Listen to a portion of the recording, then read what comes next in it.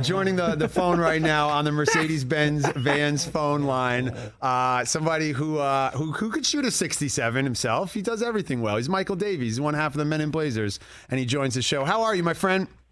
Ben, how are you doing today? Talking of a stick, a man who can shoot a 67, you were like +2 at the bridge the other day at my club. Yeah, I had some of the country club jitters on the first 2 holes. That place is really nice. But once I got comfortable and settled in, shot 38 on the back. So feeling pretty good about that. Thank you for saying that on the radio, Mike. Yeah, appreciate it. It was pretty good. I was talking about your swing with my other friend Joe, who we played with, and you generate a tremendous amount of energy on your swing. It doesn't necessarily go into the ball. It looks like the ball is flying an incredibly long way, but when you get up to it, it's not that far. But I love the energy and the effort you put into it. And the little bit I know about you, Ben, you're kind of the same in your producing, your on-air career. You just bring a lot of energy to a room, and I like that. Aggressive cuts, Michael. Aggressive cuts. That's what I like to take. That was my swing thought. What is happening with Ronaldo? Where is he playing football next year? Well, I think Ronaldo's had a little bit of a bad 24 hours. He is the holdout story. I know, Ben, you like to talk about the NBA holdouts. We've got to hold out ourselves in the great sport of association football, of soccer. It is Cristiano Ronaldo. He's currently a player for Manchester United. He's a veteran Portuguese player, played sparkling football at Real Madrid, at Manchester United, and in his native Portugal earlier in his career. He is one of the top 2 players in the world, along with Lionel Messi, although is sort of towards the end of his career. His abs are still looking good, but it's a little bit better than his performances. But he can still put the ball in the back of the net. But he's a little bit of a show pony. He's a little bit of it's all about me, it's not about the team. It appears he doesn't want to stay at Manchester United anymore. They haven't qualified for the Champions League. He was counting on a move to Chelsea or to PSG in France. It appears neither of those teams want him. So I kind of don't know. Maybe he ends up in Major League Soccer. I have no idea what's going to happen with the man. Michael Davies joining the show on half of the Men in Blazers. I hosted a viewing party earlier this year. It was a Manchester game versus Tottenham when he had 3 goals. And I said to myself, wow, we're still watching Ronaldo perform at the highest level of the sport. How much does he have left in the tank? Well, we're living in this, incredible era of the older athlete. Rafael Nadal still, had to pull out of this major, but still doing it. Tom Brady, we still know playing at elite levels. Cristiano's, I think he scored 20 goals last season in all competitions, and he can probably still score. The issues, though, are not so much about his scoring or even his own personal performances. It's how much work he does for the entire team. The game of soccer has changed so much. It's not just about scoring and assisting. There is this thing called the Gegenpress. Ben, I'm not sure how good your German is, but it's the high press. It's the way as a forward you're meant to play without the ball. You're meant to sort of press the opposing defenders, the opposing midfielders, the opposing goalkeeper. He doesn't like the Gegenpress very much. He likes putting the ball in the back of the net. Michael Davies joining the show. Ben Lyons in for Rich on the Rich Eisen Show. I saw you address something on Men in Blazers that I think is it's really an international issue, and it's the fact that there will not be beer sold inside the stadiums at the World Cup. Is that true? Yeah, I mean, it's not only that, yes, so people will not be drinking beer while watching football at the World Cup. I'm not quite sure that football can exist without beer.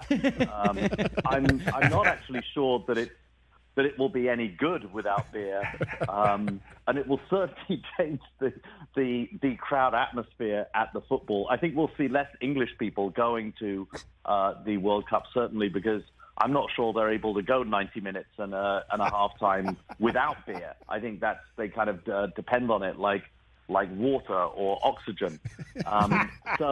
But it's going to be a very, very different World Cup. And certainly the sponsors, Budweiser, have got to be asking some questions about the value of their global sponsorship. Well, I am looking forward to the World Cup. Obviously, it's one of the great sporting events that we get to experience as fans. But also because we're in the same group this year, buddy. You got to deal with the Americans. Yeah, I mean, it's not the first time. The U.S. have been in the same group as England in 2010 as well. And I'm sure somebody's going to call in and remind us about 1950, Belo Horizonte. Look, this is the one thing I'd say. The group stage is really not where you make or break it in a World Cup. I expect both teams to get out of the group stage just as they did in 2010. The other teams in that group, Iran, Wales, they're going to be good, but they're not at the level of the U.S. or England. U.S. and England just need to take it easy, not expend too much energy on each other, and just get through the group stage. I anticipate that they will draw. I'm calling it right now, Ben. The U.S. and England will draw in the second game for both nations at the World Cup.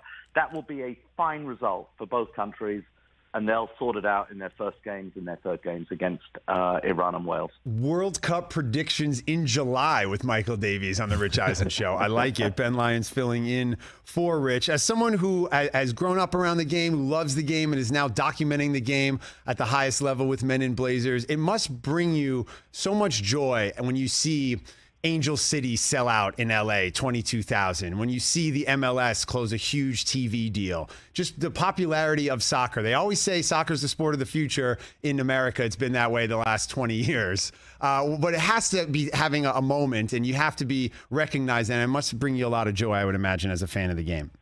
Yes, soccer, America's sport of the future, as it has been since 1972. That's what my partner in pod, Roger Bennett, always says.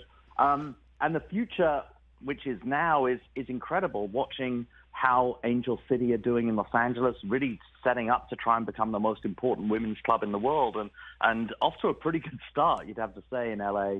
The TV rights deal for MLS, I think, at Apple, I think that's a fantastic deal. Young Americans, playing in elite European leagues very good and sometimes elite European clubs, and not just one or two of them, like handfuls of American players playing at these clubs. These are very, very good times for American soccer. The sport has grown a lot. I kind of love the fact that it's sort of happened a little bit under the radar. To some extent, I love how other soccer is in America.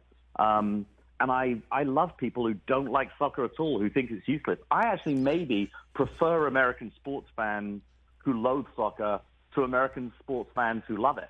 I sort of relate more somehow. I don't know why. It's like when your favorite band becomes really popular, you get angry that they're now selling out stadiums when you remember seeing them in that tiny little joint. Yeah, that way back when. Yeah, no, that's true.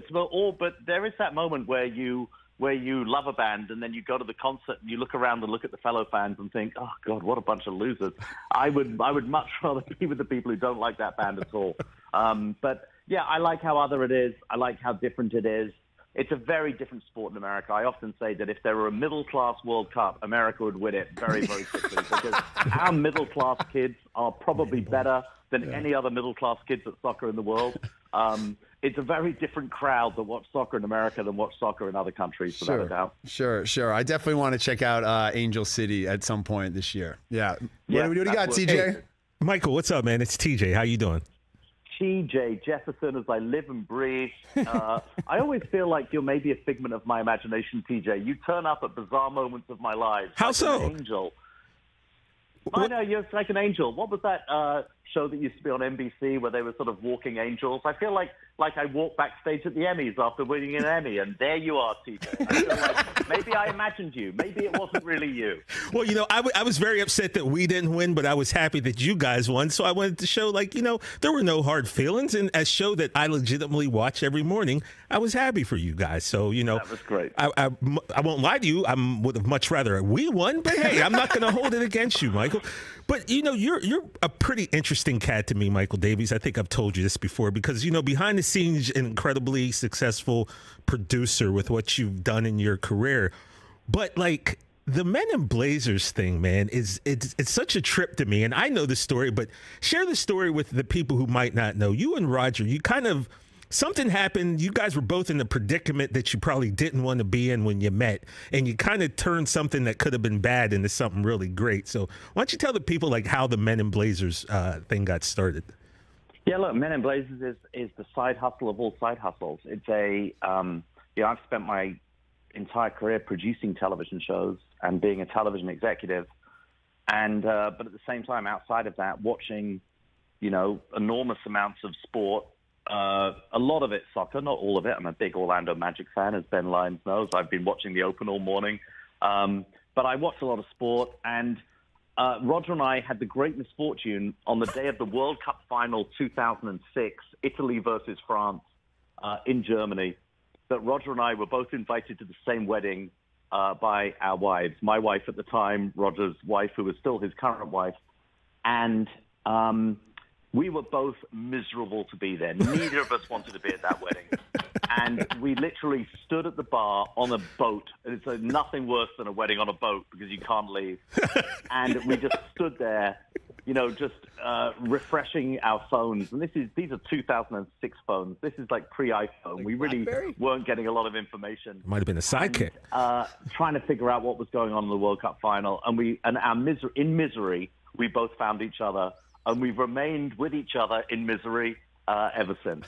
That's amazing. And then, like a month ago, you're on stage with Seth Meyers, 2,000 people. I know you're going on tour for the Men in Blazers leading up to the World Cup. I mean, this thing has taken on a life of its own.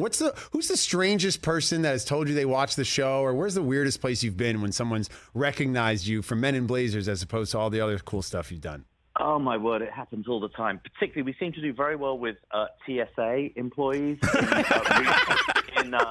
in regional airports around the country. So it's nice getting a sort of a Davo here and there. I ran into a guy the other night at dinner in Sag Harbor who'd named his kids after listening to me on the pod, John Terry and Frank Lampard, two of my favorite players in the history of Chelsea, my beloved Chelsea Football Club. I mean, it's really everywhere we go. We meet our GFOPs, our great friends of the pod, and it's been amazing. Roger actually is currently on his way down to DC doing a live show tonight and post-match drinks with his beloved Everton Football Club down in DC. Yeah, it's taken us everywhere, and to parts of the country where we never would have imagined that we would see soccer succeed. Nashville now, Charlotte, Atlanta. The game, Austin. The game is growing through the American South, and it's been really incredible. We've done live shows with Mix-a-Lot. That was a career highlight.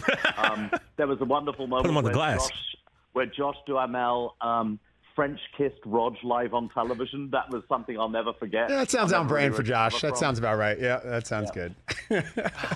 Amazing. Now, Michael, the experience of going to football games, soccer games, Premier League games, very different than the experience of going to NBA games. I took Michael to an NBA game this October. How is it a different experience, you think, from Premier League? Well, soccer has very little entertainment that goes around it. There is you drink a lot of beer, maybe eat some pies, and then you watch the game. You might get involved with a fight with opposing fans or probably with fans of your own team standing around you. At halftime, you go in and you drink a bit more beer, then you come out and you watch the game. That's pretty much. There's nothing really other than beer and pies. There is nothing, and singing a few of your favorite songs. There is no ancillary entertainment to the action of actual sport, and the sport doesn't stop. It's 45 minutes plus injury time, consistent action, 45 minutes of consistent time in the second half, and plus stoppages. The NBA drives me out of my mind, and I love NBA basketball. What was the game we went to? We saw Ja Morant. Remember, we saw Ja early in the season. Clippers against the Grizzlies, and Ja Morant. I could watch him. You're watching a somewhere between a genius and a superhero at work. And it's phenomenal. But you only get little snippets of sport that occasionally break out in between the T-shirt giveaways, the kids cam, the kid dancers, the old people dancers, the dunk contest, the little people doing like free throw contests. It's pretty distracting, and I'm not convinced that many people around us were really watching the basketball. No, I remember Michael just kept leaning over and being, are they going to play any basketball tonight? Yeah, Michael, but you can agree. Sport played. Yeah. Soccer does need kiss cam, though, right? I don't know that it needs kiss cam. It might need sort of end the violence cam. It probably would be more likely a fist cam, that when you are on camera, you literally hit right in the jaw the person sitting next to you. I think that would probably go down better. Michael, I'm Sarah Tiano's lesser half, so she's a big fan of yours, obviously. Is Christian Pulisic already the greatest American player ever? By the way, Sarah Tiana, I've been watching clips on YouTube just over the last few nights of Sarah. What a wonderful man we've met. You're no lesser half. You're equal partners. Let's not be that. I'm pro man. This is all good. Thank you, Michael. No, Michael, he is lesser. He told it the right way. He is the lesser after that. Christian Pulisic, Hershey Jesus, a phenomenal soccer player. But he's been America's greatest soccer player of all time, even before he pulled on a national team jersey and before he pulled on a Chelsea shirt. There is this desire and expectation amongst U.S. fans that they want him to be so good that they are constantly litigating how good he is or what his potential is or how he's played, rather than just enjoying the journey. And he's going to have good games and poor games. He's going to have great moments. I think we'll look back at the end of his career and think, wow, this guy is one of the greats of American soccer. He is just still trying to prove himself at Chelsea Football Club and in the elite leagues of Europe. That is seen as heresy for me to say that amongst a lot of U.S. fans, but he is still trying to prove himself. And on the world stage, I think this World Cup is going to give him an opportunity to go and prove himself. No one, as a Chelsea fan, as a fan of the U.S. men's national team, no one wants to see Christian Pulisic do it more than me. And I think this is going to be a very, very big season ahead for him. Looking forward to the World Cup and looking forward to hopefully getting the call back up to the bridge. That place is phenomenal. Michael, thank you so much for checking in. We appreciate it. Thanks, Michael. Anytime. Aggressive cuts. Aggressive cuts. Thanks, Michael Davies, one half Later, of brother. Men in Blazers.